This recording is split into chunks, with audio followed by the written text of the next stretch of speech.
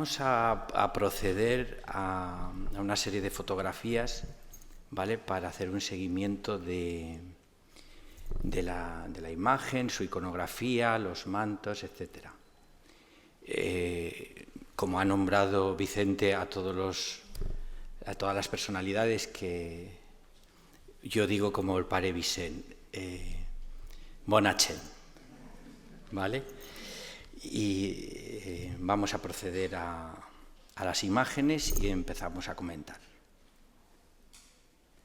He querido titular esto en latín, causa de nuestra alegría, porque la imagen, en el fondo, cuando la contemplamos, nos refleja todo ese boato y esa estética, es como un reflejo de la gloria. O sea, quiero decir, todo ese adorno que a lo largo de los siglos pues se suman mantos, corona, todo eso lo hace el pueblo, o sea, todos nosotros, ¿no? A lo largo del tiempo, la gente con sus aportaciones, sus donaciones, contribuyen a la belleza, a crear belleza. Belleza es reflejo de Dios, ¿no? Entonces vamos a contemplar un momento esplendoroso, por eso es causa de nuestra alegría, es lo que te produce alegría, es como una guinda de lo que pueda ser la gloria, la divinidad, ¿no? Por eso a los santos se les glorifica, se les adorna, se les ponen coronas, tal. Es una forma de como si fuera la divinidad. Vamos a proceder a las imágenes. Vale. Aquí tenemos una imagen espectacular del fotógrafo Boldum, ¿vale? Es sublime, es un momento sublime que es el momento de la coronación. Aquí, vamos, es espectacular el momento que Sugrañes, el orfebre, termina la corona y entonces el rector de la basílica en ese momento deciden hacer una foto oficial, ¿vale? El manto restaurado por doña Matilde Ludeña de Valier, que era la camarera de la Virgen. Aquí en este momento la corona, la aureola que contemplamos no es la de la coronación, ni la azucena tampoco. La azucena hace unos días averigüé que la hizo Pajarón cuando era niño, ahora mismo están sus descendientes, sus hijos, era un crío y fue el que hizo la azucena, que era espectacular, la descripción es increíble. Vale, aquí la foto se aprovechó, se colocó el manto por encima, se puso la corona de Sugrañes, porque si os fijáis el manto no es el que hace juego con este manto, es el manto del capellán Mata, pero bueno. Vamos a seguir las imágenes. Es un momento glorioso, donde la estética de la Virgen es sublime. O sea, ya no se puede pedir más. El pecherín cuajado de joyas, el niño cuajado con el reloj de Amadeo de Saboya, las pulseras de la Reina María Cristina, que luego contemplaremos, la esmeralda de Isabel II, y procedemos a seguir las imágenes. Es el estado actual. Hace unos años se restauró y entonces se quitó los elementos de joyas y pectoral y tal, se aligeró un poco en el ornato de donaciones y de joyas y tal para crear un ambiente más austero, ¿vale? Y aquí se puede apreciar la belleza de los pliegues góticos, una imagen del XV, con todo el ornato de una estética del XVIII. Estas imágenes son interesantísimas. Aquí la Virgen, aproximadamente es finales del XVI, estos dos cuadros.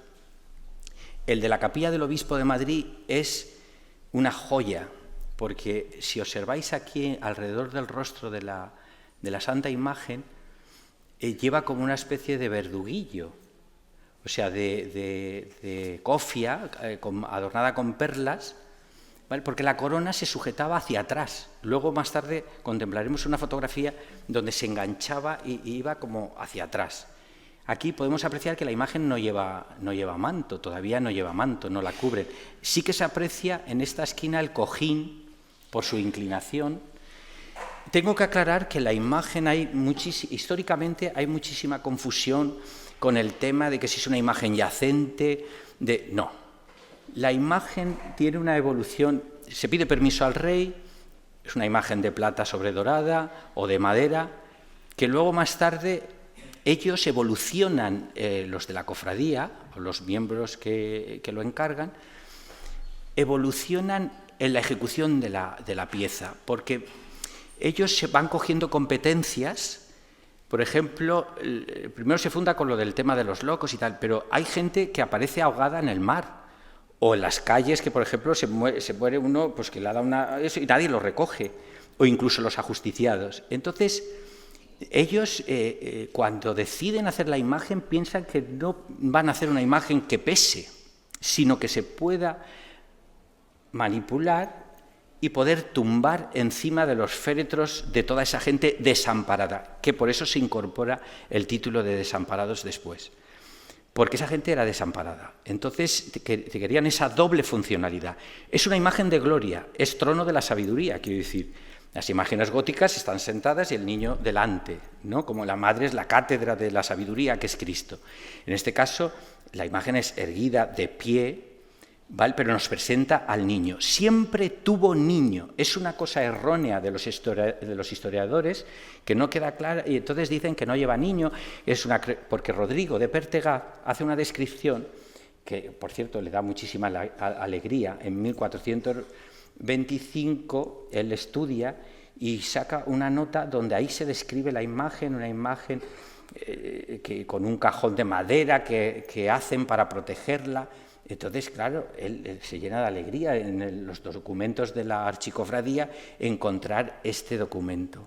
Hay un vacío de fechas entre 1419 hasta 1425, hay como que no hay información o ha desaparecido, porque también hay una leyenda que la Feren els Àngels. A veces la historia está escrita con medias verdades, ¿vale? Entonces, claro, la Feren els Àngels, yo tengo una teoría. La gente que la hizo era gente extranjera. Era gente de Borgoña o del norte de Europa, porque el canon de la imagen original es una proporción alta. O sea, quiero decir, el canon en España de una imagen de esa transición del XV, del gótico al Renacimiento, son imágenes más menudas, más chaparras, sobre todo aquí en España. Pero el canon es de un tamaño natural. O sea, la imagen es una imagen alta, esbelta. Nosotros ahora la apreciamos un poco más corta, porque está introducida en una peana posterior, ¿vale? Aquí, si os fijáis bien, la imagen tiene la proporción que corresponde a la mascarilla, a las cabezas que corresponden. Y nunca ha tenido dos puntas de los pies, como dicen las descripciones de algunos, que son conclusiones suyas, no lo pone en la documentación del archivo de la cofradía. Solamente tiene una punta, la punta del pie que asoma, que es producida a un contrapós, como el orden clásico de las esculturas griegas, ¿no? El peso descansa en la izquierda y el ademán que hace con la rodilla y se ve la punta del pie. En muchos sitios lo contemplaréis en cuadros y en obras pictóricas antiguas, se ve solamente porque es debido al contrapós. El niño es el único que en alta época siempre ha ido vestido. Iba vestido con un ropón a la antigua usanza de los altos mandos de la ciudad, y golilla, ¿vale? Cuando Rodrigo de Pertegaz dice que... Espera, que las imágenes no... Bueno, aquí vamos a... porque yo me voy por los cerros de Úbeda. La imagen siempre fue, desde su comienzo, adornada con joyas. Antes que con manto, ella llevaba unas varillas sujetadas con unas cintas por donde se ponían todos los relicarios, las joyas y los avalorios, ¿vale? Aquí os fijáis bien, veis las varillas, no sé si las podéis apreciar, en donde se iban sujetas todas. Siempre ha ido, es un poco el modo del Arca de la Alianza.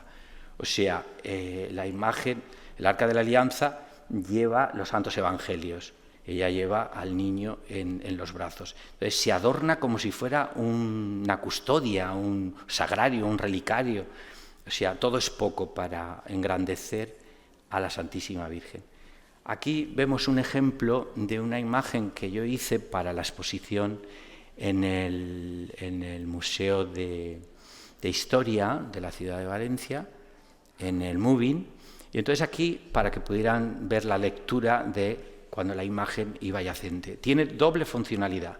Cuando está en Casa del Clavario, porque hay muchísimo en la cofradía, en las descripciones de los gastos de los doseles y los cojines, porque tenía varios cojines ricos, y los doseles para ponerla de pie, ¿vale? Y telas para poderla tumbar. De eso hay muchísimo material en los ajuares. Aquí vemos el ejemplo del féretro. Si os fijáis, lleva el verduguillo, ¿veis? Como una especie de cofia adornada con perlas. Bueno, aquí vemos un ejemplo de que en las pinturas antiguas, como hemos visto en esta de la Capilla del Obispo y en la otra que pertenece a una parroquia de un pueblo de Valencia, que el niño se representa en casi todas las obras pictóricas muy cercano al rostro de la madre. Eso es muy típico. Esto es una escultura italiana, una Madonna maravillosa, que la policromía de nuestra santa imagen es esta que luego veréis en las catas de limpieza de cuando hicieron la restauración, ese blanco de albayalde y carmín. Las pupilas las veis oscuras, pero eso es lapislázuli. Lo que pasa es que con los aglutinantes y todos los barnices y tal los oxida y entonces parecen profundos, o sea, una mirada oscura. El niño lo llevaba pegado a la pieza, lo mismo que la mano, que veremos unos ejemplos. Estas imágenes son de Francia y de Borgoña y de toda esa zona donde yo creo que la imagen procede de toda esa zona. Veis aquí la mano pegada a la pieza y el niño fijo en brazos de la madre, igual aquí. ¿Ves? Hay unas descripciones en la cofradía, el orden de pliegues es similar por las características, en la que en un momento dado se decide que hay que sacar la mano de la Virgen hacia afuera. Aquí vemos unos ejemplos donde la mano... Pero eso es para poner manto. Por eso la mano la despegan del soporte original y la desplazan hacia afuera. Lo mismo que el niño para poderlo vestir, lo que hacen es hacer un niño nuevo, pero eso es mucho más tarde. ¿Veis aquí? Vale, una cosa interesantísima es que en la fundación de la Universidad de Valencia, la que preside es la imagen de la Santísima Virgen, erguida con la azucena y el niño. La labor de la Cofradía de la Virgen ya está en todo su esplendor y acogiendo competencias que cada vez va sumando. Es una cosa súper ejemplar lo nuestro. Lo nuestro es para estar dando gracias a Dios y continuar esa misma labor en estos días de beneficencia y de caridad. O sea, es maravilloso. En la universidad, la importante justo a los pies de Valencia es la Santísima Virgen. Esto ya no existe, porque unos Illuminatis, en un momento dado de la universidad, deciden que la universidad tiene que ser agnóstica. Y entonces lo que hacen es coger y eliminar a la Santísima Virgen del escudo de la universidad, un escudo fundacional de los papas Borja y de los reyes católicos de España y la ciudad de Valencia. Eliminan, nadie dijo nada, excepto yo era niño y don Miguel Roca Cabanillas, arzobispo de Valencia, me acuerdo que en el traslado, en la misa de pontifical, hizo unos comentarios diciendo que todo el mundo se había manifestado con la Virgen, la habían sacado en volandas y tal y cual, pero cuánto le hubiera gustado que todo ese pueblo valenciano se hubiera manifestado para defender que en el escudo de la Universidad de Valencia la figura de la Santísima Virgen se eliminara y que nadie dijera nada. O sea, es un crimen, un escudo fundacional que hicieran desaparecer a la Santísima Virgen. Nadie dijo nada. Actualmente el escudo no lleva a la Santísima Virgen. Pero digo la comparación porque la imagen erguida con niño, la azucena, es un poco Nuestra Señora de los Desamparados. Aquí, en esta imagen muy interesante, vemos la mano que sale hacia afuera. Eso está escrito en los archivos en las investigaciones de Rodrigo de Pertegaz. Es el que, claro, ve todo esto, que en un momento dado deciden el niño quitarlo de brazo, iba pegado. Ten en cuenta que esta imagen era una imagen en un comienzo, cuando la hacen, de barro, como las italianas, como esa otra que hemos visto con la policromía clara, lo hacen de terracota cocida. Esta imagen sería de terracota y luego sacarían el molde, un molde perdido. O sea, el barro sería tierno, pondrían el engrudo, sacarían el molde y luego lo hicieron en cartón piedra. ¿Vale? Es una cosa primitiva, muy antigua, desde los egipcios y muchísimas culturas antiguas son materiales que han empleado a lo largo de los siglos. ¿Vale? Es muy... Aquí la imagen, si la veis, ya es más corta, no tiene el canon. La imagen viene a ser por aquí. De hecho, tiene su ménsula y su peana original debajo de esta de plata posterior. Y el crío, claro, lo hacen exento para poderlo vestir. Pueden poner el manto y entonces asoma la mano para poder poner la azucena como Dios manda. Eso es mucho después. Esta es la azucena que averigüé hace unos días que la hizo Pajarón, el padre que me proporcionaron las fotografías. Ellos tienen archivo de todo y describen perfectamente los materiales, que era de oro blanco, los pistilos de zafiros, los estambres. Luego tenía como una corladura, una especie de esmalte en el tallo de color verde. Bueno, era una verdadera filigrana la azucena del día de la coronación. Aquí tenemos dos fotografías antes de ser intervenida, en la restauración última que se hizo, y aquí están reintegrando. Aquí se ve un poco el blanco de Albayalde, pero lo que quiero señalar es este hueco de aquí. Este hueco. Es un hueco que no corresponde al orden de los pliegues. Se ve ahí como una especie que se hace adrede para acoplar el niño que va separado, que luego más tarde contemplaremos, que es el llamado bobet. Esta foto es muy interesante porque estos dos hierros que veis aquí en la radiografía que hicieron el Instituto de Restauración, ellos no han descrito ni saben por qué esos hierros, dicen que es para sujetar la estructura. Eso es mentira.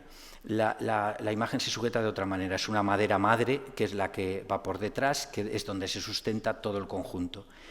Luego tiene otros elementos para sujetar coronas y tal, que no vienen ahora al caso. Estos dos hierros, con estas dos lengüetas, con unos orificios, era la sujeción de los antiguos inocentes. Los antiguos inocentes iban al aire, no iban como los conocemos ahora, de Ignacio Vergara, que están arrodillados al pie de la imagen. Los niños, que los veremos ahora en imágenes, ¿veis aquí estas de Yepes? Un cuadro famosísimo de Tomás Yepes, en el que aquí veis la punteta del pie, es solo la del contrapós. Lo veréis mucho en muchísimos cuadros. No son dos puntas de pie, como decían que la imagen estaba yacente, dormida, y que la imagen no llevaba niño y que las manos las tenía por delante. No es así, es Santa María, Madre de Dios, lleva niño. Aquí,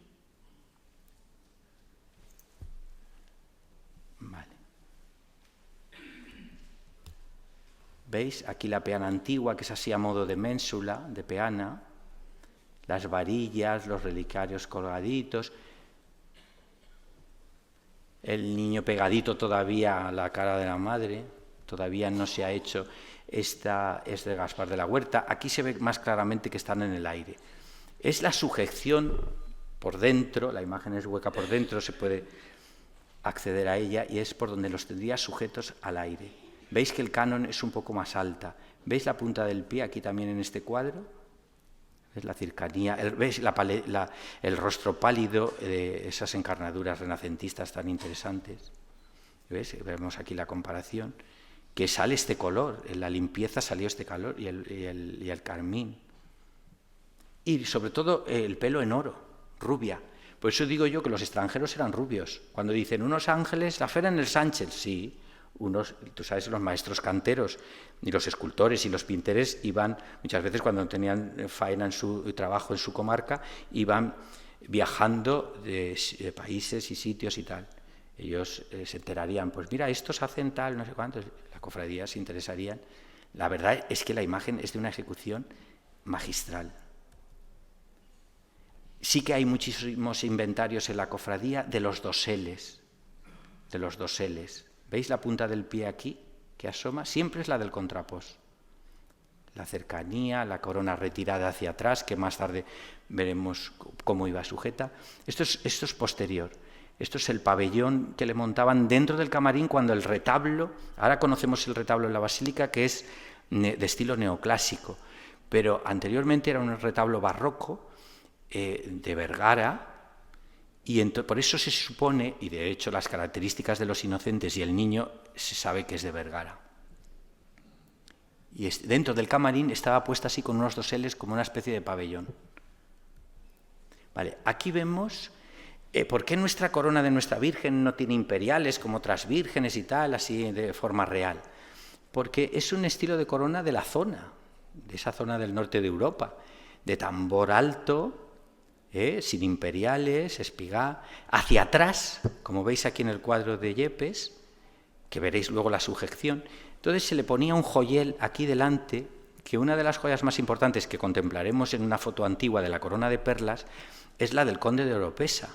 El conde de Oropesa sufre unas fiebres tremendas con la peste y todo esto, y llevan la santa imagen a su casa, como si fuera un clavario, ¿vale? ¿Veis aquí el orden de pliegues también, la distribución? El niño separado. Lo que hace Vergara es... La gente antes era cultísima, y en el siglo XVIII sabían perfectamente y conocían las obras primitivas. Entonces lo que hace... Los inocentes son muy los de Vergara, muy barrocos, o sea, arrodilladitos, con las manitas y los ricitos en el pelo y tal. Pero el niño le da un carácter primitivo, un carácter rígido, para imitar una imagen antigua que contemplaremos ahora luego. Esta es la corona de perlas antes de la coronación. Una corona que es, si os fijáis, no hemos podido poner... Es un tema tan rico y tan extenso que te vas de una cosa a otra y tendríamos que tener unas sesiones larguísimas para poderlo explicar todo, pero no. Esto es una corona muy de estilo ruso. O sea, los embajadores rusos venían con coronas y con regalos de este tipo porque es todo cuajado de perlas y de joyas. Aquí vemos el joyel del conde de Oropesa a raíz de su milagro, que se cura y se sana. Entonces, si se fijan aquí, este es de diamantes y lo llevaba en la frente. Como la corona la colocaban muy detrás para encajarla bien y que no cayera por su inclinación, entonces la frente estaba muy despejada y le ponían el verduguillo y la joya esta importante. Claro, Sugrañes, con muy buen gusto y muy buen criterio, no rompe el canon de la proporción, una corona grande, de tambor alto. Entonces lo que hace es un estilo exquisito de la época, de ese momento, ¿vale? Que bebe de fuentes de Cartier y toda esta gente que son... la joya la corona es espectacular. Aquí la gente se desborda, Valencia se desborda en donaciones, desde la gente más humilde de la alianza de matrimonio a la joya más preciada como es este broche y estos pendientes que era de la condesa de Trenor. Y bueno, hay joyas espectaculares. Iba muy cuajada. Luego él, después de la guerra, la rehace con la misma carcasa, pero no la cuaja de tanta maravilla. Estos son los diseños originales que hace Sugrañes, tanto para A él le encargan todo, pero él renuncia a hacer la azucena y el nimbo, en este caso la aureola. Él solamente se centra, era un trabajo muy costoso, y se centra en el diseño, o sea, en la ejecución de la corona. Y entonces la corona la hace Orrico, un orfebre que fue muy, muy felicitado, pero ¿sabes por qué? Porque sobró tanto. De hecho, lo único que se iba a hacer era la corona de la cabeza, pero es que sobró tanto oro, tantas piedras preciosas y tantas alhajas, Valencia se desbordó. Es que eso fue una cosa... los inventarios y las descripciones que hay sobre todo lo que se donó, es que, bueno, era para llenar un banco. Y entonces le encargaron la azucena a Pajarón, que me enteré el otro día.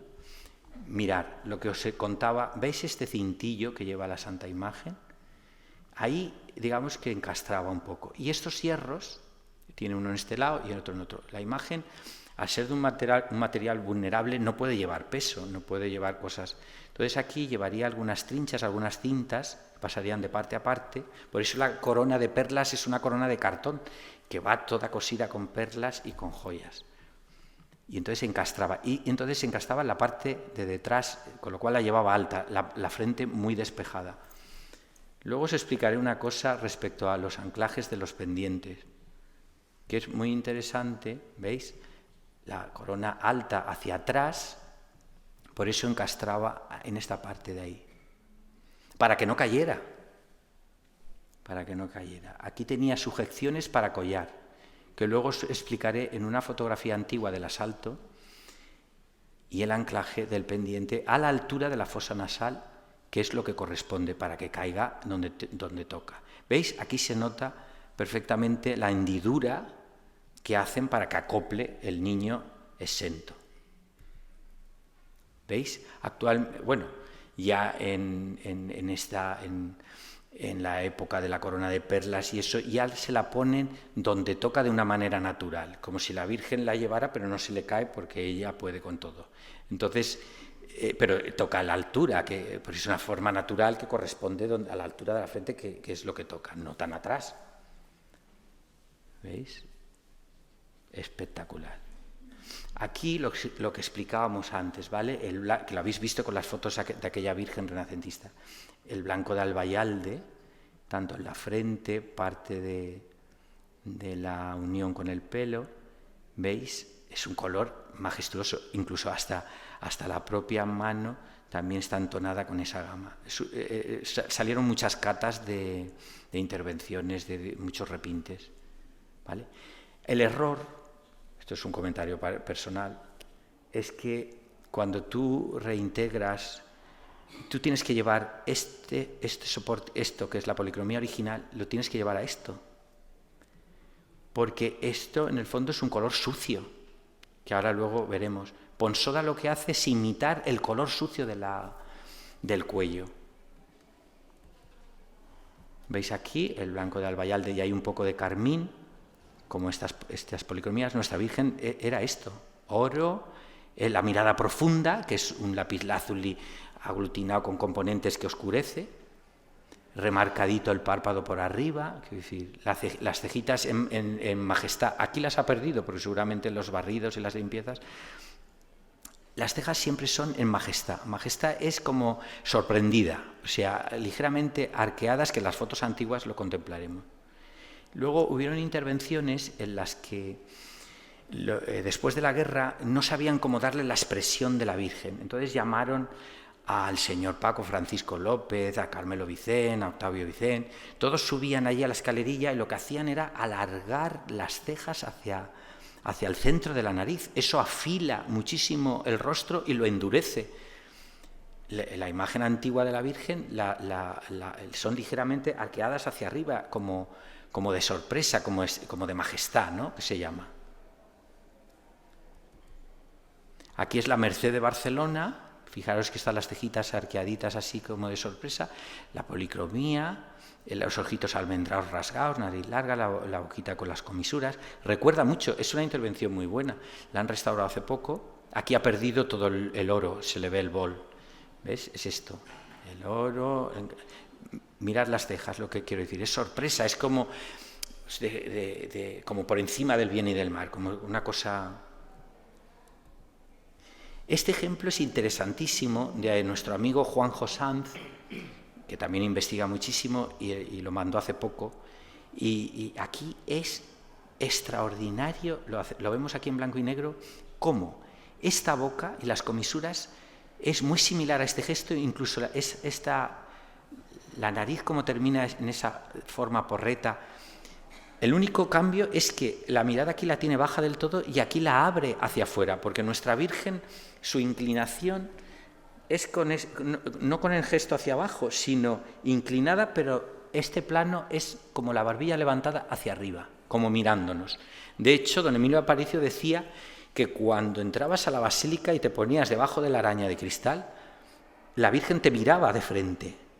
No como ahora que ha cambiado el plano de la mascarilla, del rostro, que mira hacia abajo del todo. Te tienes que poner muy a pie del altar para que te pueda mirar. Ella te miraba directamente de frente. Es un gesto muy interesante porque si os fijáis aquí, que luego lo contemplaremos, yo tengo la mascarilla de Vicente Navarro que hizo, con motivo de una visita real, le hizo un retoque en la mejilla y aprovecho la libre actuación y le hizo un molde.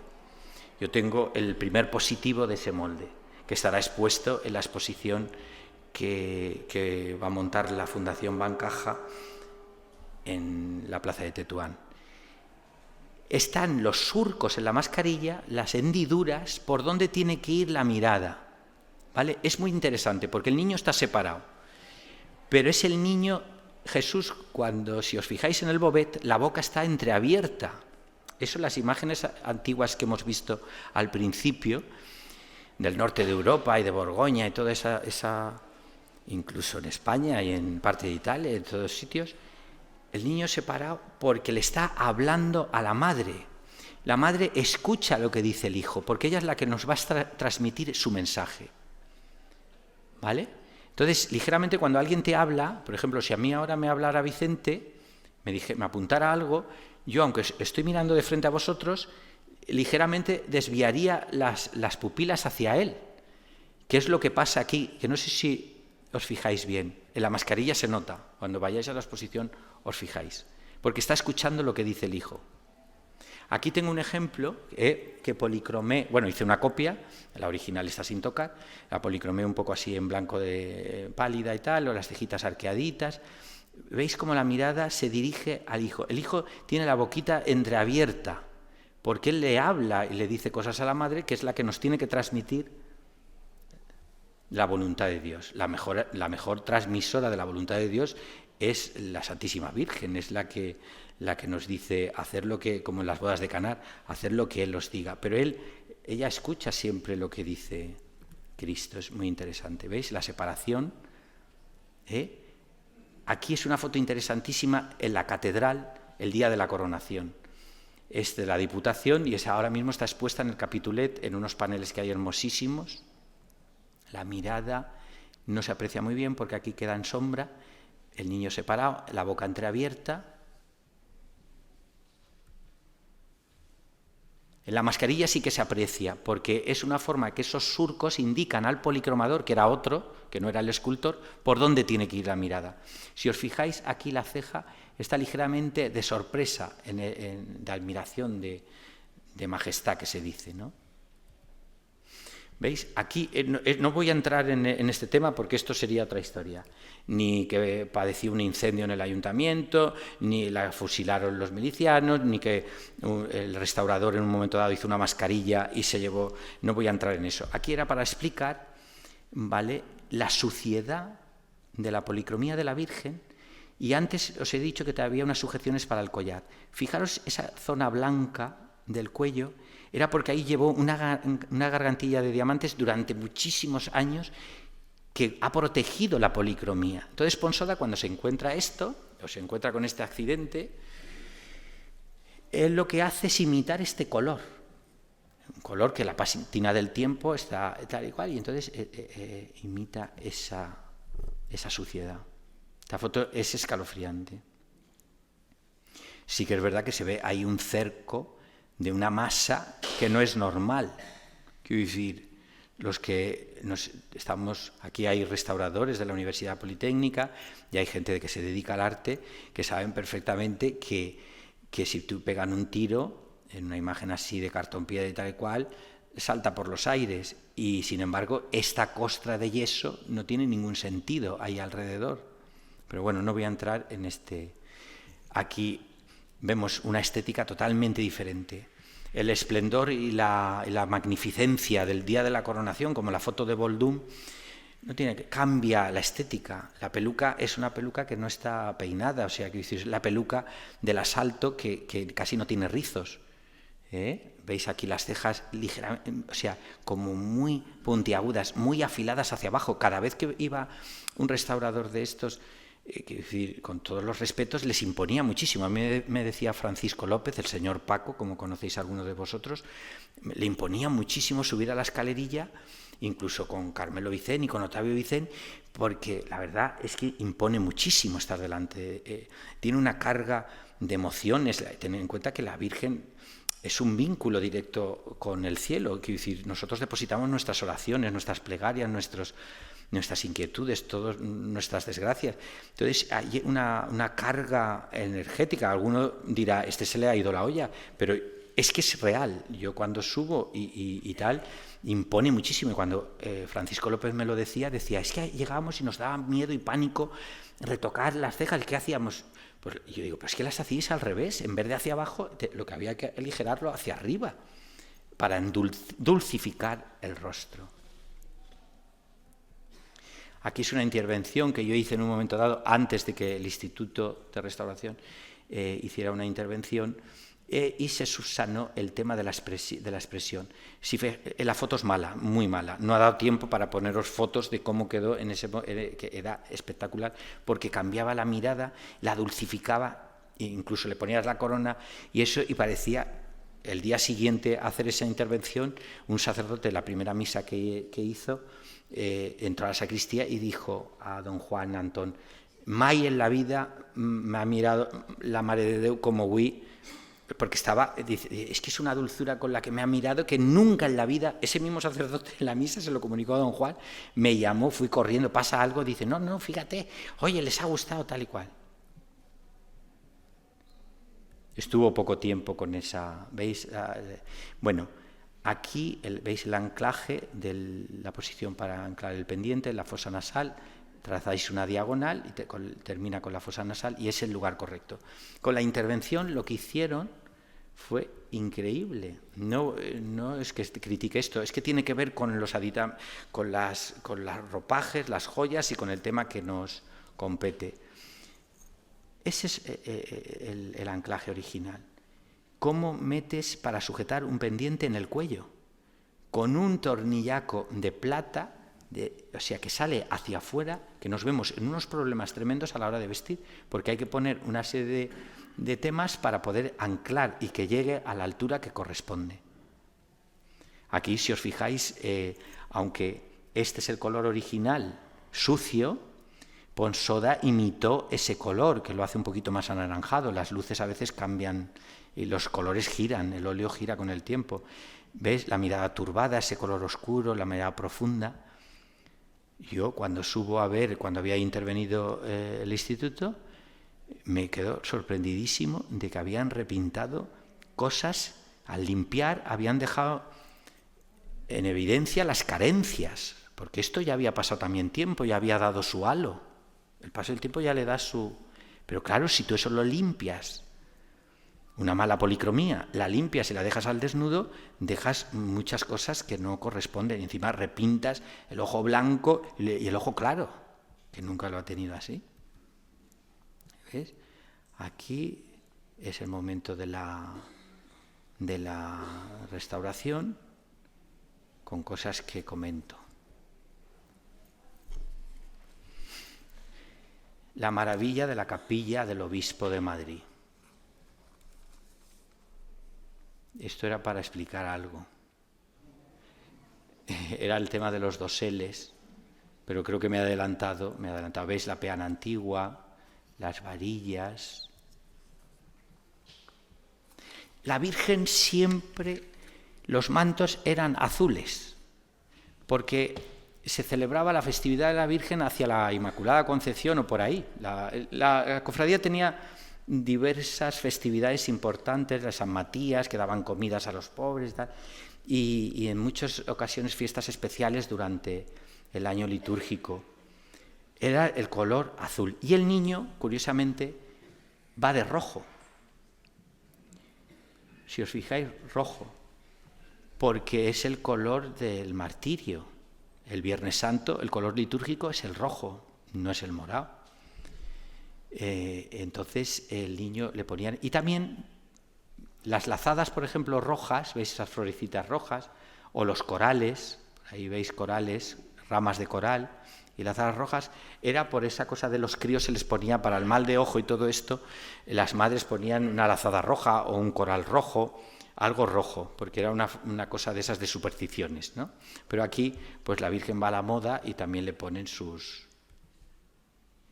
Una cosa curiosa, los pendientes de la Virgen, al ir el niño tan pegado a al rostro de la Santa Imagen, para que puedan disfrutarse y que se aprecien, se ponía uno a ella y otro en el pelo del crío. Eso, a lo largo de montones de obra pictórica, en Santa Úrsula, en el cuadro del Hospital Provincial, que ahora mismo está en la iglesia de Santa Lucía, que hoy es Santa Lucía, ahí lo podéis contemplar, en el presbiterio, en el Palacio Arzobispal, muchos sitios, muchas pinturas, veis este detalle.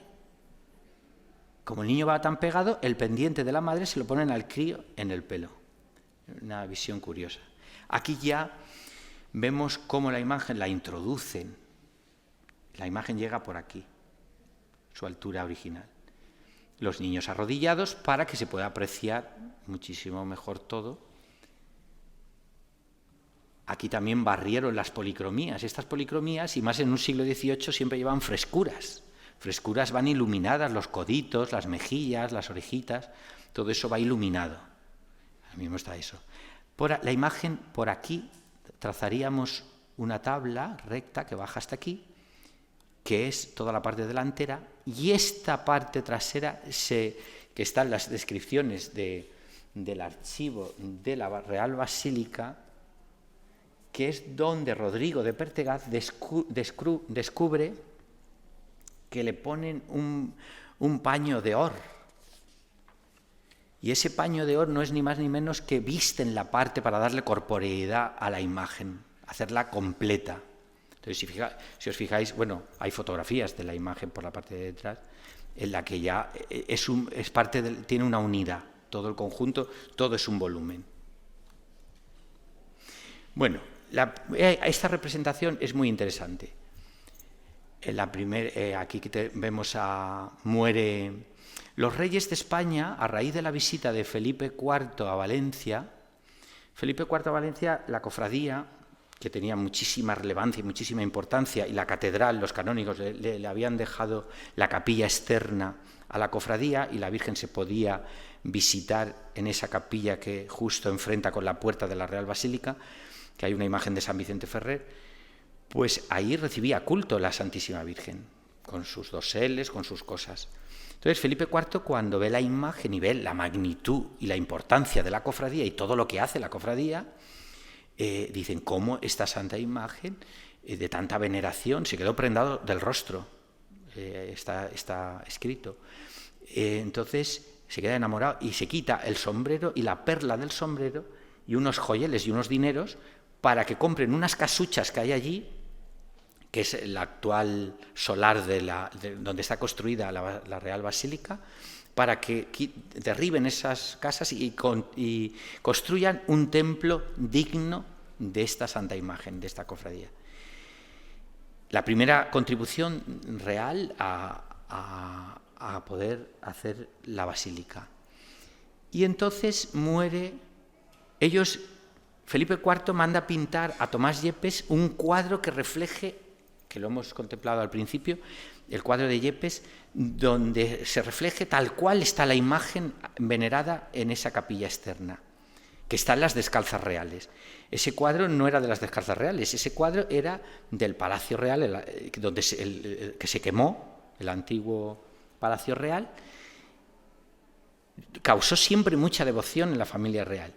Incluso Carlos II, que también lo conoció y lo tenía cercano. Esa devoción se la transmiten los personajes importantes de la corte a Felipe V. Y aquí vemos a Felipe V de rodillas, jovencito, con la primera mujer, María Luisa de Saboya, su primera mujer. Y es un cuadro interesantísimo donde está nuestra patrona y ellos adorándola y rezando. Cosa que el archiduque Carlos de Austria, cuando se están disputando la corona de España, también viene a Valencia, entra por el puerto y entonces la primera visita, los jurados de la ciudad le recomiendan que tiene que visitar a la Santísima Virgen. Bueno, cuando visita a la Santísima Virgen, aquel paga un terno completo. Hacen una procesión extraordinaria con la imagen original. Manda platear el balcón del Palacio de la Generalidad para presidir desde allí el cortejo. Estos dos se disputan a ver quién puede más, pero siempre como fanes y protectores de la Santa Imagen. Bueno, interesantísimo. Es un un cronista de estos estudiosos de los archivos de la Real Cofradía de Nuestra Señora, resulta que investiga y se encuentra con que, es que aquí tengo el dato para ser más preciso, perdonar y disculpar, pero es que tanto... En el que hay una veintena de mantos, Ortí, un investigador Ortí, un historiador Ortí, una veintena documentados y con nombre y apellido de gente honorable que ha regalado la Santa Imagen. Y entonces está un hijo, Luis I, de Felipe V, y su esposa Isabel de Orleans, que regala un vestido de su ajuar, la descripción es magistral, y unos joyeles y unas joyas a la Santa Imagen. Este reinado dura un año, dura muy poquito, porque se muere pronto, y entonces, claro, empieza a cambiar la estética de la Virgen, porque Isabel de Farnesio, la mujer de Felipe V, ese reinado dura muy poquito, claro, ella es la segunda esposa de Felipe V. Entonces ella no es que lo hiciera con nuestra Santa Imagen, es que, por ejemplo, la Virgen de Atocha, Nuestra Señora del Pilar, la Virgen de los Reyes de Sevilla, ellos favorecieron y regalaron a todas las imágenes. España es una tierra mariana por excelencia, como decía Juan Pablo II, España, tierra de María, ¿no? En la que los reyes agasajan, son borbones, ella es italiana, es católica, y entonces para tener a un pueblo, digamos que lo más insigne de un pueblo es la devoción a su patrona o a su Virgen. Entonces ella regala, por primera vez la imagen cambia el color. Ya no va a ser un manto azul como en las antiguas representaciones, que la mayoría de ellas van, las primitivas, con manto azul. Las posteriores ya llevan mantos con color, con blanco, sedas y tal.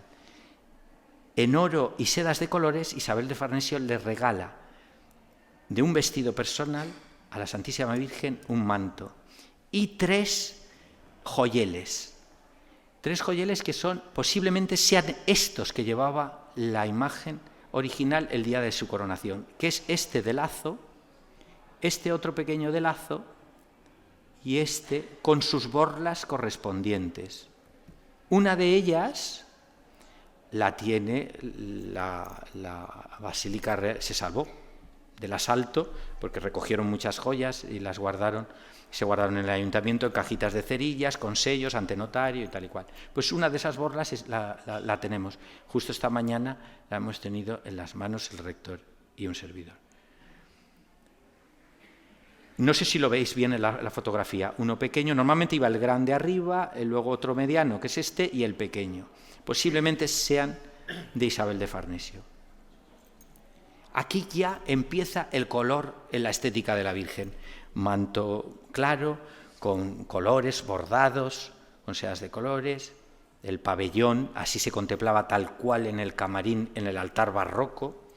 Aquí tengo un amigo, Joan Gavara, que tiene documentación de los dibujos de Vergara, de los diseños que se iban a exponer en la exposición aquella del Moving, pero al final no se expusieron, de cómo era el retablo barroco de Vergara, y dentro se adornaba como una especie de cortinaje a modo de pabellón, con floreros y temas florales y tal y cual. La estética cambia, aquí es un manto de tisú. Este es un cuadro de mi colección particular, de Camarón, con el beato Andrés Ibernón, en la que presenta unas jarras. Estas jarras de plata hace unos años salieron, con motivo de la restauración de la basílica, salieron por ahí en un cajón y existen. Yo ya no las he vuelto a ver, pero esas jarras eran una maravilla, eran unas jarritas de plata. Eso ya es más de otro estilo más tardío. Camarón es ya un poco más tardío, finales del 18. Pero ves, ya es un tisú, un color claro, bordado en... El niño aquí no se aprecia bien porque no hemos podido conseguir una foto de mayor calidad con las prisas. Lleva un pajarillo, unos dicen que es una paloma, Y es verdad, porque el Bobet, una mano la tiene rígida para sujetar la cruz y la otra la tiene como cogiendo algo. Y en muchos cuadros se representa un pajarillo, pero eso no es ni más ni menos que una alusión al Espíritu Santo, o como las pinturas antiguas que lleva un jilguero. Es un poco como representando la divinidad o el Espíritu Santo. ¿Veis? Este cuadro es muy interesante por el color y por el bordado. Esto es una capa de Carlos III, la Real Orden que funda Carlos III de la Inmaculada Concepción. Hay mucha constancia, nosotros no la hemos encontrado de la Virgen de los Desamparados, pero es que este manto refleja claramente que es la capa de la Orden de Carlos III. La Virgen Nuestra Señora de los Reyes de Sevilla, la patrona, tiene un manto confeccionado con una capa de Carlos III, con estos bordados, y estos bordados siempre en plata y en color azul. El niño, si os fijáis, la peluca es color blanca al estilo de la moda del momento, y ella más rubia, iba adornada con guirnaldas y flores en el pelo. ¿Veis las jarrillas? Aquí se presentan. En el grabado de Vicente López se ve más claramente. Este es el Bobet, ¿vale? Con la boquita entreabierta. Aquí en este caso le han puesto en la manita que está sujetando algo un pomito de espigas, que posiblemente llevaría o flores a la madre o un pajarillo. La duquesa y condesa de Almodóvar y Valeriola dejan su testamento, es un personaje interesantísimo, con una fortuna incalculable y tal, pero muere sin descendencia y hace una labor humanitaria impresionante, benéfica a unos niveles extraordinarios. Y deja en su testamento y especifica que los pendientes de diamantes y plata, porque en esa época se montan en plata, no existía el platino ni el oro blanco, en el testamento para la Santa Imagen. Con lo cual, estos pendientes son los originales de la condesa de Almodóvar y Valeriola. Uno de ellos es el único que se salvó de la guerra. Si os fijáis aquí, bajo, ¿no veis una gargantilla de diamantes muy pegada? Era lo que había contado yo antes, que se notaba la diferencia de color. Aquí, evidentemente, en esta época en la que empiezan a bordarse los mantos, que llevan un sobrepeso y van cuajados, necesitan una especie de armazón o de miniñaque, de pollero, para poder sujetar todo lo que es el peso y darle esa forma acampanada tan característica que nosotros actualmente conocemos. La imagen de la Virgen, ¿veis aquí estos pliegues que yo comentaba antes que se vistió todo para resolver lo liso de la espalda de la Virgen para poner encima de los féretros? Bueno, pues es esto, aquí en esta foto se ve claramente. Esto que veis aquí, estos huecos, es para anclarla a la nube en la basílica y para la procesión. Había estos días un poco de polémica porque no sabían cómo se anclaba. Pues es por ahí, ¿vale? Es la forma que se sujeta a la peana. Que Cano Coloma hacía una descripción tremenda de los trabajos tan sufridos que costó sacar, cuando la Virgen fueron a recuperarla, tras el incendio en la basílica y el tumulto, cuando se despejó aquello con los bomberos y tal, no sabían cómo quitarla porque no se podía sacar de la nube, estaba enganchada de tal manera, claro, ella llevaba el manto de la coronación puesto en el asalto, no sabían que eso tal. He estado investigando y dicen que era un bombero el que le apartó el manto y averiguó eso, pero no, fue un sacerdote vinculado a la basílica que conocía el sistema y gracias a él se pudo recuperar la imagen. Pero bueno, lo conservamos, se expondrá ahora en la exposición, es una cosa muy curiosa y encima es muy interesante porque está aireado, con lo cual transpira y es bastante interesante. Es el original. Bueno, esto es espectacular. Es el manto, es una seda de Lyon francesa, que no es valenciana, curiosamente. La Virgen tendría mantos espectaculares de sedas valencianas, pero no nos ha llegado. Este es porque hizo de enagua siempre. Los colores de la cofradía era el verde. Por eso los cordones actualmente se hicieron verdes, aunque luego en otra época eran morados y y blanco, pero este verde siempre se protegió este manto, esta seda, porque siempre lo llevó como de viso. Encima de ese pollero está este manto. Una seda espectacular, se conserva bastante bien, la podréis contemplar en la exposición, de color paja, todo el adorno va en color paja. Y aquí vemos claramente que estos listones, que tenían un problema grandísimo los restauradores, porque esto sujeta la imagen y la imagen se va a deteriorar y es un punto de apoyo, mentira. Eso no es ni más ni menos que un listón acoplado ahí, otro en el otro lateral, y este frontal, porque si veis hay una botonadura, es por donde en esos ojales se sujeta el pecherín, puesto que esto pesaba una animalada, porque iba cuajado de joyas, de un peso, y para que eso no se venza, es la forma de sujetar. Son dos piezas, la parte de arriba, que ahora contemplaréis. ¿Veis aquí? Aquí sí que se ve, por ejemplo, el hueco aquel que decía yo, de lo de que hicieron ahí un hueco para poder acoplar el niño exento y las manos exentas. ¿Ves? La parte de arriba, que se acopla en la parte superior. Esta foto es espectacular, me tiene enamorado. Bueno, yo he oído de todo. La esmeralda, que si era de los Trenor, que si era de no sé quién, para nada. Está documentado, investigado en el archivo de la cofradía. La reina María Cristina,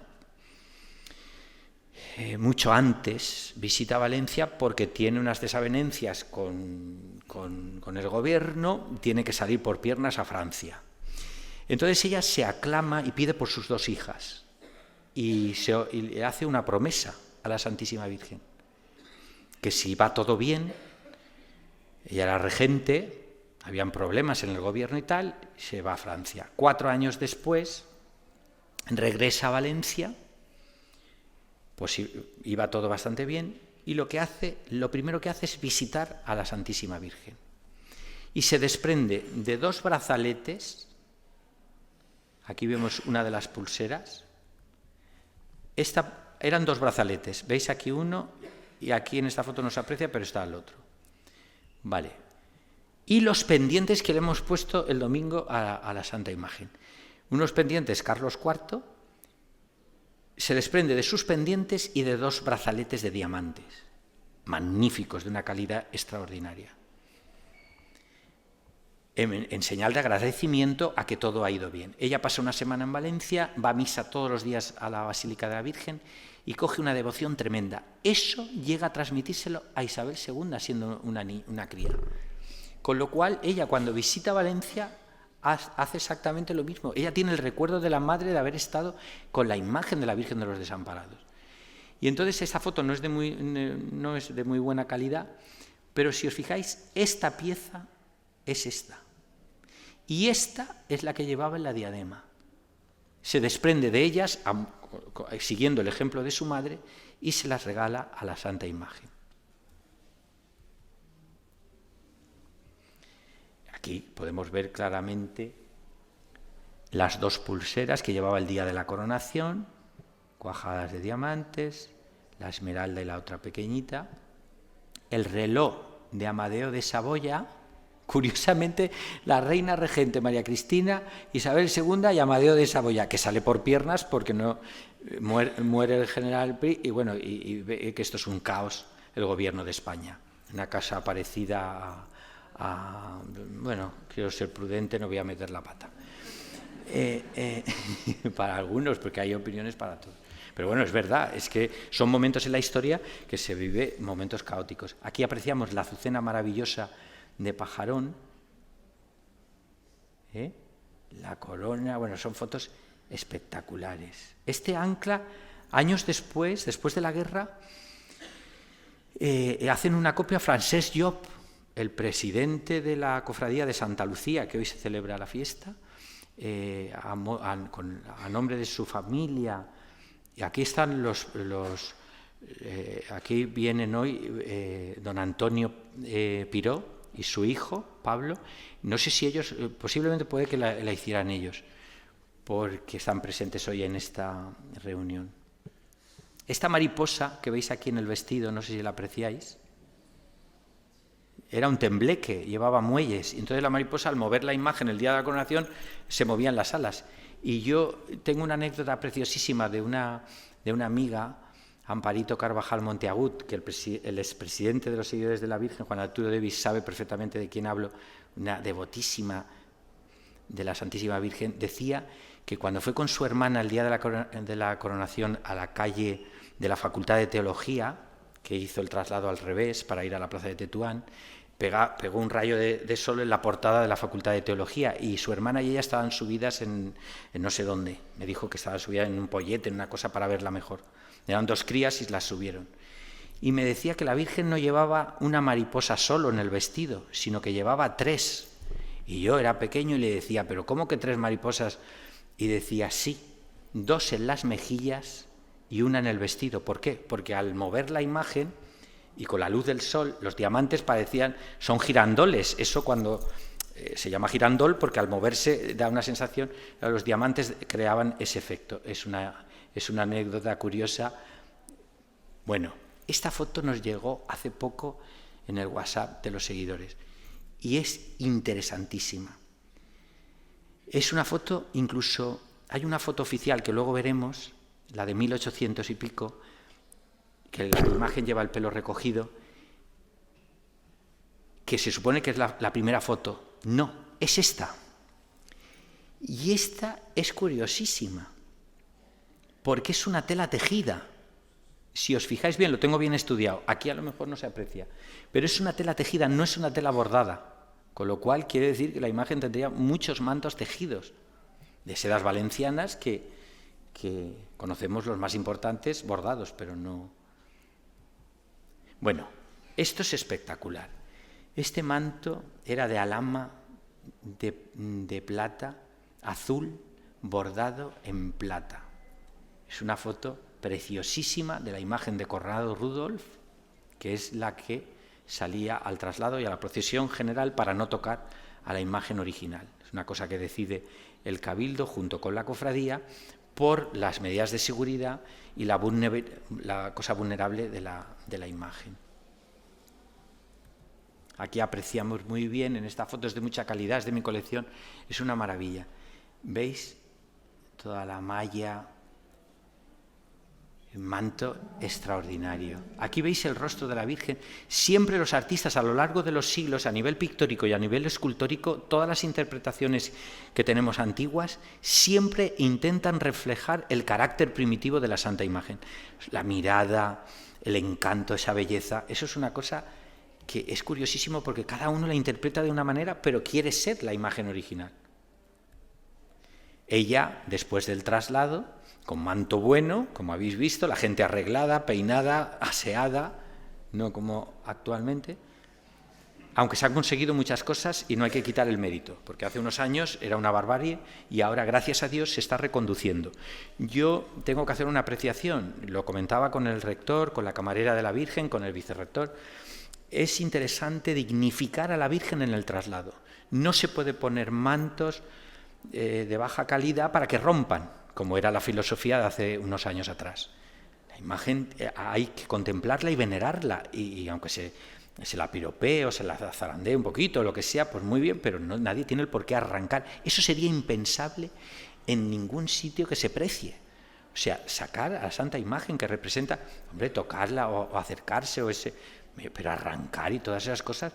Eso se ha logrado muchísimo gracias a los seguidores, a José Luis también, que ha estado siempre pendiente de los traslados, estar a piñón fijo ahí delante, y don Álvaro, para proteger, y se ha reconducido muchísimo. Ahora ya casi no toca el suelo, ya va en volandas, y eso es interesantísimo para este año, dignificar ese momento. Por la tarde, la imagen de Conrado Rudolf. Fijaros qué curioso, para no tapar ni desvirtuar con la flor, se hacían como unos pomeix, una cosa típica valenciana, con los turiferarios, una visión curiosa. Esta es la primera foto oficial de la basílica. La imagen no se había retratado nunca. Aquí lleva el de alama de plata, que es el que luego, en los grabados de Vicente López, hay muchos grabados que sale con este manto. Los niños, curiosamente, fijaros, llevan unas sedas de color malva, porque hay descripciones que lo dice, con randas de oro, y van cuajaditos de joyas. Aquí fijaros que la peluca, a ver si vemos otra foto, no es de seda, la de seda es del niño. Ella es de cáñamo, de esparto, unos materiales rudos que usaban en los sitios oficiales. Por ejemplo, los jueces, los funcionarios, cuando iban con las pelucas de época, no eran de seda, eran pelucas oficiales y eran como si fueran recias. Si os habéis fijado en alguna película de estas series o de cultas que investigan, los que están en los juicios y todos son unas pelucas más vastas, más recias. Y fijaros qué curioso como la tiene recogida a modo de coleta. Os fijáis que no es... Es una curiosa, con la corona de perlas, el joyel del conde de Oropesa. Ahí lleva un reloj también de un rey que ahora mismo no me acuerdo. El manto de la coronación, restaurado por doña Matilde Ludeña de Valier, camarera de la Virgen, para el segundo centenario, 1800 y pico. Era un manto buenísimo de terciopelo blanco bordado en oro. Este manto se ha traspasado muchas veces. Y en ese momento la camarera tuvo el gusto de financiarlo, pagarlo y de regalárselo a la Virgen, y se aprovechó, porque era uno de los más antiguos y más digno, para el momento de la coronación. Aquí vemos una imagen, ya restaurado, la Corte de Honor, muy generosamente, ha restaurado 2 mantos espectaculares. Es un mérito grandísimo que la Corte haya tenido esa delicadeza y se preocupó de una manera para esto sacarlo a flote. Ahora hace falta restaurar el de las 100.000 perlas, que ahora hablaremos de él. Este lo lleva puesto la Virgen.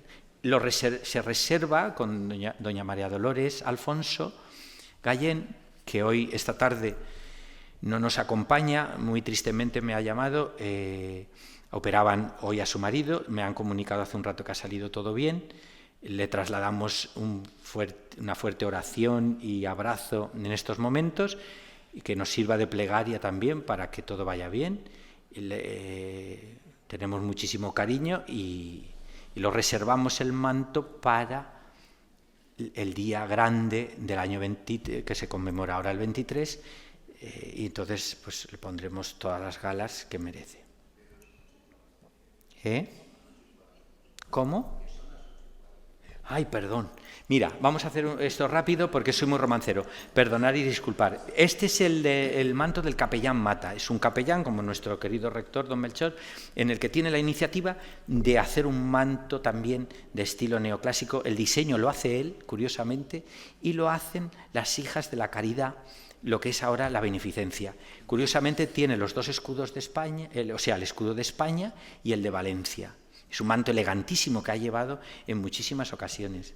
Aquí podemos apreciar el escudo lo utilizó. Curiosamente se salva en los talleres de restauración, porque se estaba restaurando y entonces se le pilla en el taller de restauración y entonces se salva. Y entonces cuando regresa, la guerra termina en abril, la gente, eso de volén la mare de Déu no es de ahora, de hace unos años del traslado, sino de nada más terminar la guerra, la gente sabía que la Virgen se había guardado en la casa de la ciudad, y todo era, decían, volén la mare de Déu, y querían, entonces las prisas del momento hicieron la intervención rápida de lo que es que el volumen no está mal, es correcto, pero con la policromía se podría subsanar, una policromía adecuada. Y lo llevó camino, se hizo una misa de campaña en la plaza del Ayuntamiento, con el motivo de la restauración de la imagen, también se lo pusimos. Este es el manto de la familia Burillo, en acción de gracias. Es un manto que hemos descubierto ahora con la restauración, la Corte de Honor, gracias a la generosidad de la Corte de Honor, que lo ha restaurado divinamente y lo han dejado espectacular. Salieron bordados de diferentes mantos, terciopelo azul, raso blanco, tisú de oro. Es un manto que la familia Burillo aprovechó mantos de otras cosas antiguas, hizo una composición y vulgarmente se llama Lo llaman el manto de los dragones. No son dragones. Don Emilio Aparicio lo deja claro en las descripciones, en sus investigaciones, que es el manto de cardos y quimeras, porque lo componen con cardos y quimeras. Las quimeras son una especie de aves ficticias con rocalla, el manto de cardos y quimeras, vulgarmente el manto de los dragones. Aquí lo lleva la Santa Imagen. Vamos a pasar rápido. El de Murcia, que podéis contemplar porque el domingo, con la venia de don Melchor, el nuevo rector, y la camarera de la Virgen, hemos tenido esa delicadeza con Murcia y Zaragoza en este año tan importante que conmemoramos el centenario, el tener esa prueba de amor que tuvieron ellos con nosotros cuando la riada. Entonces podéis contemplar a la Santa Imagen porque el domingo se cambió y ahora mismo podéis disfrutar lo que lo lleva ella. Aquí veis la Virgen de la Fuensanta, la Virgen del Pilar, que curiosamente se tapa con el pelo y no se puede apreciar, pero la Virgen Santísima está ahí también. Los escudos de Murcia y Aragón y flores de sedas de colores en raso. Curiosamente es un raso de color rosa palo, que no se puede apreciar, pero es así. ¿Veis? Aquí es una foto reciente del otro día, del domingo por la noche. Estuvimos gozando y engalanando a la Santísima Virgen. Bueno, ha causado en Murcia, no sabéis el regalazo tan grande que ha causado. Están emocionados a unos niveles. Me llamó el exdirector del Museo Salcillo, el cronista de allí de Murcia. Bueno, instituciones y gente, y bueno, también hay miembros de los seguidores de la Virgen, gente emocionadísima de haber tenido esta delicadeza para con ellos, porque este manto no se había puesto nada más que cuando lo regalaron, cuando la riada, y ya nunca más. Es verdad que lo hemos restaurado y lo hemos tuneado. Bueno, se me pasa por alto que no hemos podido meter la fotografía del manto del Año Santo Mariano, Ese manto, por iniciativa del rector, y le encarga a Hernández XII, que aquí tenemos 12, digo bien, a su descendiente. Es amiga Inmaculada Monpó, en la que le encarga el diseño. Es un diseño renacentista espectacular. No es no es es que no hemos podido colocar la fotografía porque hemos tenido problemas porque queríamos hacer con calidad y al final ha volado. Este manto es de una familia de Manises. Ese manto lo ha llevado, el otro día lo llevaba puesto la Santa Imagen hasta el domingo, el que estamos hablando, el del Año Santo Mariano Universal, de estilo renacentista, diseñado por Hernández XII, que tenemos aquí a su descendiente. Este es de una familia de Manises que en Acción de Gracias los hijos en la herencia recibieron una herencia de los padres y como la familia era tan devota de la Virgen dijeron no, esta herencia la vamos a dedicar en hacer un manto a la Virgen. Es raso blanco, las iniciales de ellos están ahí. Fue un poco homenaje a Valencia, en el bordado, quieren representar cosas, ¿vale? Es todo de rocalla, se hizo en Málaga, Juan Rosén. Y aquí con la vara de marfil. Bueno, aquí nos vimos en un apuro tremendo. Los mantos bordados no pueden sufrir nada de humedad, ni las gotas de lluvia, por muy poco. Este manto está muy deteriorado porque alguna vez ha chispeado y se ha mojado. Entonces aquí, en una urgencia, en un momento dado, en la procesión, se había suspendido la procesión, pero el señor arzobispo dejó de llover y dio el consentimiento para, aún así, nos vimos en la tesitura de proteger a la Santa Imagen se acopló de manera estética, que quedó digno. Pero curiosamente la flor que estaba depositada en el canasto y en la parte de la espalda de la Virgen, de la corva, hizo que toda la lluvia que cayó, que luego cayó la de San Amaro, se protegió entera. Cuando llegó a la basílica quitamos todo y lo pusimos todo, porque el oro tampoco se puede tocar, el del cuerpo, porque es oro al agua y eso si pasas un paño te lo llevas detrás. ¿Veis aquí la punta del pie, de lo que hablábamos antes, la belleza de cómo iba la imagen sin manto, el cojín. Es que este cuadro me tiene enamorado. Este es en la capilla del obispo, en Madrid. Se puede contemplar allí en un altar lateral. El asa, para poderla inclinar. La imagen siempre tuvo dos funcionalidades. Madre de Dios con niño al brazo, cuando estaba en casa del clavario, o en algún culto, y cuando ya el poder ponerla encima de los féretros. Y culminamos, porque podríamos hablar mucho más. Seguro que es un tema tan rico, tan emocionante, tan apasionante. Yo he estado nerviosísimo, porque yo me voy por los cerros de Úbeda y no me centro. Pero bueno, vosotros me comprendéis, porque tratándose de tal manjar, porque esto es un manjar, quiero decir, es un arca de la alianza, o sea, es de una belleza sublime. Quiero decir, en este momento de gloria, ahora actualmente también podéis visitar la basílica, que está preciosísima, en el que se me olvidan montones de cosas que podría haberos dicho, pero por la emoción del momento, pues nada. Es un año difícil para mí, y don Álvaro me lo pidió y me dice, oye, el señor rector nuevo quiere que lo hagas, y la Santísima Virgen también. Contra eso no puedo decir nada. Quiero agradecer todo este montaje que me han ayudado Pablo Navarro, arquitecto, amigo. Bueno, para traspasar el manto de Murcia, mi hermana, Germán, bueno, un montón de gente que ha estado en todos estos momentos difíciles ayudándome, apoyándome en esto, en muchísimas cosas en este año tan difícil, en que el Día de Todos los Santos mi padre faltó. Me aclamé al padre Jofre y por la noche, yo hasta ese momento había pedido siempre la voluntad de Dios en esa crisis de la enfermedad de mi padre. Y sin embargo, ese día, el día antes de morir, le dije, víspera de Todos los Santos, le digo al padre Jofre, que está allí en el Hospital General, el monumento que antes estaba en el Capitulet, recé allí y le dije, tú eres el causante de mi devoción a la Santísima Virgen. Aclámate con toda la corte celestial y pide misericordia para mi padre. Al día siguiente mi padre había faltado. Es decir, la Santísima Virgen tiene mucho que ver. Y nada, si alguien se me ha olvidado nombrar o aquí exaltualmente, pido disculpas. Creo que se merece que le demos un fuerte abrazo, un fuerte aplauso.